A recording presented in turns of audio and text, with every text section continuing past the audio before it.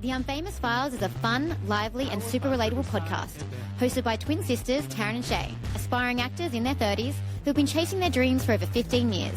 While we're all about the journey in the performing arts and dreaming big, we know life's ups and downs are universal. Whether you're passion-driven, juggling side gigs or dealing with setbacks. Our honest chats, silly stories and bursts of motivation are here to remind you success isn't just about fame. It's about staying true to what fuels your fire no matter where you're at in life. We're here to inspire, laugh, and keep it real with you guys every step of the way. Hi. Oh, hey. Before every one of these episodes, Shay's going to say a smart-ass comment that's going to want me to make her, Just the kind of person I am. I'm a lot of fun.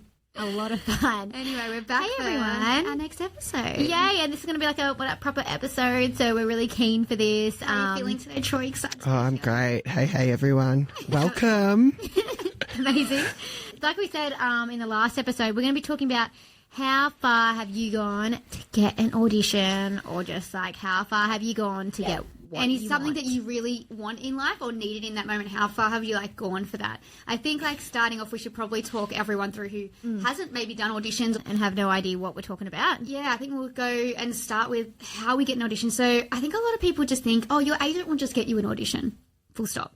That's definitely or not... do you just apply for an audition without an agent? Yeah, or you just apply for an audition and anyone can go for the audition. It's definitely not that simple. So, yes, first, for most auditions, you do have to have an agent. So getting an agent that can be a whole other episode. That is so hard to do when you want someone good. And if it's going through times where they've just they've got so many people on their books and they're like, I'm sorry, you just look like everyone else.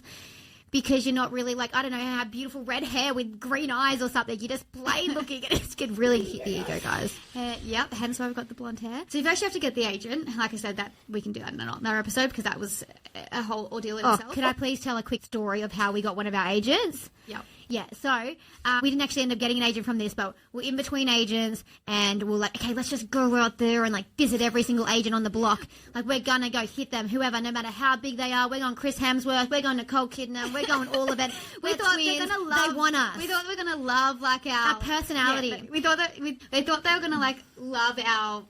enthusiasm. Yeah, exactly. We're just going to go out there and go get it because everyone's going to love who we are. Turns out we just sat in the car for about an hour before we actually got out to see anyone. Scared. We were so scared. We made these really cute little cards for them to be able to go to our website, scan the QR codes. Yeah, had the Beeman twins on it. And right as we went to step out of the car to finally build the courage to go up to talk to one of them, Taryn spilled her hot chocolate all over me. All over her top. And it was a white top. It was a white top. Yeah, it was really light pink, but it was pretty much white. It was black, pink, pretty much white. Yeah. And it was literally all over me. And it was a tight little top. And I was like, we're not going. Okay. Slow it down. I'm my side story. I was like, Shae, we're not going. We're not going. It is way too stressful. I look ridiculous. It was a sign from the universe. We can't do this. So what we did is, we put our big girl pants back on. She switched the shirt around, and we went out there and got turned down by every agent. Literally, every single one. Door slam in the face. Even from one of the biggest agents. Sorry, we're talking over the top of each other. We apologise. We won't want to do this for the 20 minutes. We'll do our best. Even from one of the biggest agents that were they're going to be so impressed we're just rocking up at their doorsteps. No, she was not impressed. She was like, do you have an appointment? And have you been referred by someone to be here? You need referrals to come to our agency and actually even see us. And we're standing there, like Shae said, with the little card, with our little faces. She was like, so what do you even want? And we're like, we just want to give you our card. We sound so immature and I know, how embarrassing. We should have been bitch, you need us. Well, not say bitch, guys. Can't say that to an agent. Well, we also just had no game plan. We just thought we're just putting ourselves out. We've got our card and that's all we need for life. And that's all.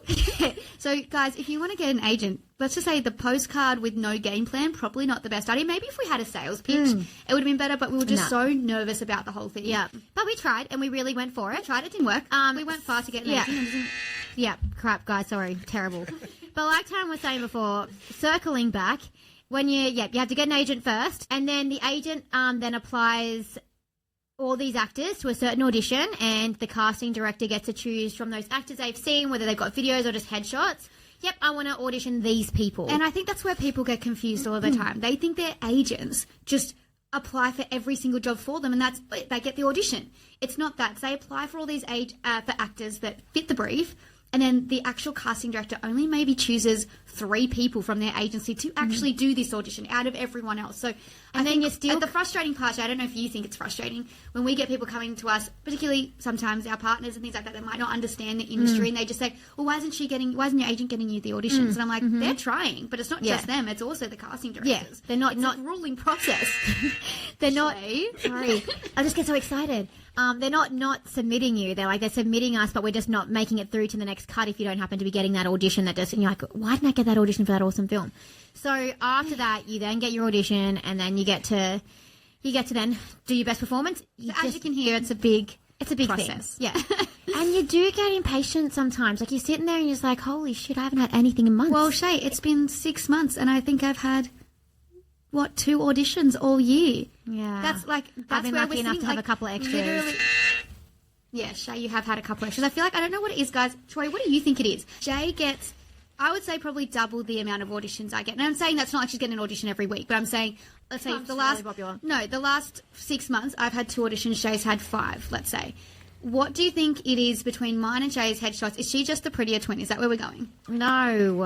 I think it's literally because you're twins and it's the same look and you're getting the same things, and at that, they got to choose one they're going to send, and that's how it goes. That's all it is. I don't think it's anything specific. I think they're just going, that one this time, that one. I've seen that one before, so I'll choose that one. Hopefully they don't just call us that ones. I think that's where it can sort of get... a lot of people can find it hard in this industry not to take things personally as well, because I try not to take those personally. I'm pretty thick-skinned. We wouldn't have been doing this for 15 years if we are not thick-skinned and get turned down like we did every agent and still keep going and not be scarred from that experience. But I just think it's the same thing. Getting that audition is far and few in between, and we definitely get impatient. And I was already having a breakdown to Shae this morning saying, how has it been 6 months and we haven't had an audition? So one time, me and Shae are massive Marvel fans. Yeah. Massive. Troy, how much do we go on about these movies? Oh, gosh. We just want to be in a Marvel movie so freaking bad. Yeah, we love action. Yeah, Shae, that was you again. I swear I haven't done any. Look at Troy. The buzz has never She been was so close. Oh gosh, okay. Matching. But we were okay, we love action films. We want to be in these Marvel films. We didn't have an agent at the time. We're like, how the fuck are we going to get this audition? This would have been probably not far long after getting the slams in the doors. Desperate times called for desperate measures, and we're like, we want to be in these movies. We want to make it happen, so we're going to go out and make it happen for ourselves. So what we're going to do is we're going to message Marvel ourselves to get an audition. And how the hell do you get their information? So we spent... Shae, at least 3 weeks, I reckon. We were researching every day for hours, trying to find out if we could get a hold of someone from Marvel Studios' email. Anyone from there. And it was so hard. And we ended up finding you. Fine. I ended up finding... Shae ended up finding this chick that actually been fired from Marvel, her old email address. And we thought, her email was, I can't even remember her name. Let's just say Sally at whatever it was. Whatever casting, it was Sarah, it would have been at seraphinecasting.com because that's some variation of that. I can't remember what it was. I'm getting annoyed with myself with that buzzer.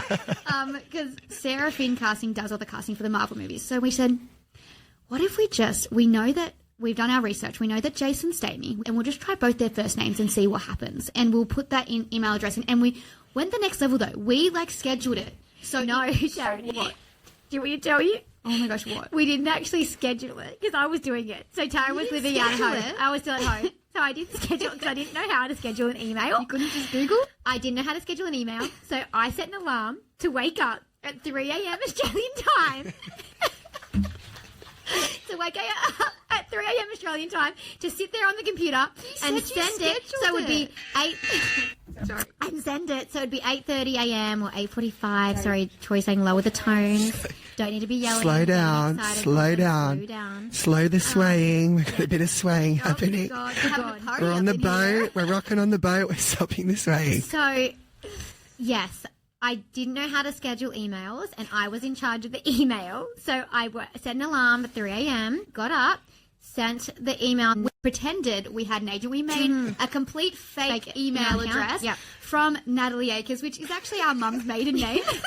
Guys, I remember this story. Like, you've told me it. It's so funny. I can't. So funny. We had complete fake manager because, they wouldn't just listen to any old actor submitting in. They would have to listen from management. So we pretended we had an agent, which really was just our mum. We also, put together this really cool action, video, as well as, an acting video together, like a scene from Vampire Diaries. Because, wanted to be in the similar genre and world, but not quite specifically Marvel. Just touching on it.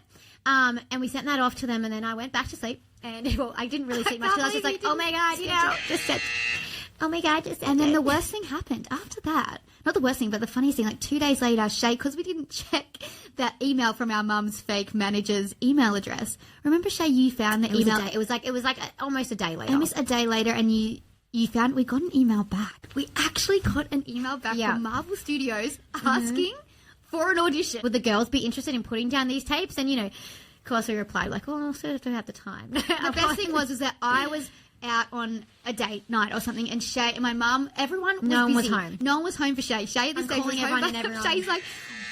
Shae's like, we have an audition for Marvel, and no one's picking up their fucking phone. Yeah. I'm walking around in circles around the house, being like, oh my God, oh my God, oh my God. And it was just the most surreal, exciting moment. We couldn't, and we had to sign all these NDAs. It was so full on. We were like, this is not even a proper audition. This is just putting down some extra tapes for Marvel, which we're so excited about. But at the same time, we had these big contracts to sign, and we were like, this is so full on, and it was so exciting. But that is we went the lengths to get that bloody audition. If anyone was ever to listen to this from Marvel, which, that's when we're famous and not famous, I think, it'd be hilarious to see what they thought of this. Guys in Marvel, we're still incredibly unfamous. If you want to hit us up again, we'd love to have We'd like to audition. try again. We're better now. It's been a few years. We've honed our craft a little bit better. But let's relate this back to everyday life. So, Troy, has there ever been a moment where you feel like you've gone to the lengths to get something? How far have you gone to get something that you wanted? Okay, this story is so embarrassing, but I'm going to tell it. So the three of us went out for a night out, a few drinks, dinner. Me being me, got a little bit too drunk too quick, and I was talking to a guy at the time. Mind you, we'd never met. We'd just spoken on the phone, messaged, all that stuff. We're sitting at dinner. I'm sending messages, I'm getting no reply, I'm telling the girls, they're like, just leave it, you're drunk. Mind you, I am vegetarian, and that night I did eat chicken, so that sums up where this is going. We're sitting there, we're eating, drinking, I'm overthinking it, and I start calling, and no response, no message back still, no call back. At this stage, me and Shae are going, Troy, stop. You can't keep messaging. You can't keep going, it's fine. He really likes me. It's fine. And we're like, oh, God. So next minute, we're 36 calls in, still no response, still nothing, not a message, nothing. And from there on, just nothing, ghosted, done. The girls were sitting there laughing their heads off the whole time. Then when I told them, they laughed even more because they were like, cringe, and not my finest moment. But to be honest, Roy, I feel like so many of us have had those experiences when we're trying to find love. I know that I have done some fucking cringy things to go too far to get the love of my life. I've met him now, it's great. But before that, my dating life was a bit of the hilarious. Well, you went. Of You the kind group, of wasn't it? Taryn came to her single party later than everyone else. So everyone, when you have your single moment, depending what age you are. But I was younger. Troy was I was in a relationship until I was 28. From when I was 19, and that I was engaged, and that engagement fell through, and I didn't actually get to be single when I was younger. So I had that big single moment later, and I have so many funny stories, and I'm sure we're going to hear all of the things. But one of them, it wasn't even I was trying to be in love in this point. This was the point where I just was I was having a really bad dating week, or a couple of weeks, and I was like, all the dates had been shit, and I was like, this is so shit. And we were down in Melbourne. I was like, we're down in Melbourne. We're going out for my brother-in-law's birthday, and I just want to get some attention, right? This is how far would I go to get some attention is the actual question in this story. I wanted some attention, maybe a little bit of a kiss. That's it. Nothing major, but I was desperate for it. I was going to have a mental breakdown if I didn't get some attention. And so we're out. I'd had way too many drinks to the point where I'm in Melbourne by myself. Shae and Bobby you want to come home with us, Taz? Everyone's leaving. I was like, I'm fine. I've made some new friends. And that moment, and I met this guy, and it was fun. And we had a little bit of a kiss and whatnot. And then later, I'm hanging out with this guy and his friends and some of the girlfriends and all the things. And I said, so what are you guys here for? And they're like, oh, we're here for our mate's Bucks party. I said, oh my God, whose Bucks is it? Looking around. And they're like, oh, it's his. And I'm like, oh, who? They're just like pointing roughly near me and the guy that I'd been kissing. I said, where? And they're going, him. And I'm like, oh, him. The guy I'd been kissing was Bucks party. And I lost my mind. I went Penrith on his ass and it was humiliating and I had definitely gone too far just to get some attention that night. That's mine. I wish you had known what his actual proper like full name and everything was, but you were definitely too drunk. Yeah, I would have like contacted the the fiance, all the things. Maybe he confused you for a stripper. Who knows? Wow. Obviously you weren't. You didn't look like a stripper. I'm joking. I was just like making a joke. Okay. Let's just keep going. Okay. That up another time. So Shae, Can't wait. what have you done in your big dating life or in your life in general to get something that you wanted? I think that one of the ones I'm going to go with a nice one. Is when I was same thing. I was trying to find love. It's all like sticking to the theme in a relationship. But I was talking to this guy on Hinge, and we've been really getting along and everything like that. But I never met him in person. Had one phone call, and then he's like, "Come down to Melbourne. I want to take you on a date." And I was like, For a first date to fly down to Melbourne. For a first date to fly down to Melbourne. Taryn was with me in the kitchen, and she goes, "What? Did he send you a dick pic?" And I was like, literally, me, Shae, and Troy is sitting in the kitchen at this point. Yeah. And I said to Troy, she said, he sent her a dick pic. And I don't know what my expression was, but no, I turned it around, and Taryn actually was the one who just said, "You should do it. You should just do it." Like, obviously, I wasn't in my right mind. Why am I sending my twin sister down to Melbourne with someone I've never met? It could be a complete catfish. What was I thinking? I have never been so scared in my life. When I was sitting on that plane, I was like, "What the fuck am I doing?" Like, you could get murdered. I don't know anyone else in Melbourne. No one's going to save you. What if I can't send my location to Taryn and Troy? Like, probably stupid thing to do. I wouldn't recommend it, guys, especially when I hadn't FaceTimed this person or anything. Like, how dumb am I? Anyway, turns out I didn't get catfished. I didn't get murdered, and we are now engaged. She's engaged to get married in January. So sometimes when you really go after something you want, it does pay off, like the Marvel story, and sometimes it doesn't.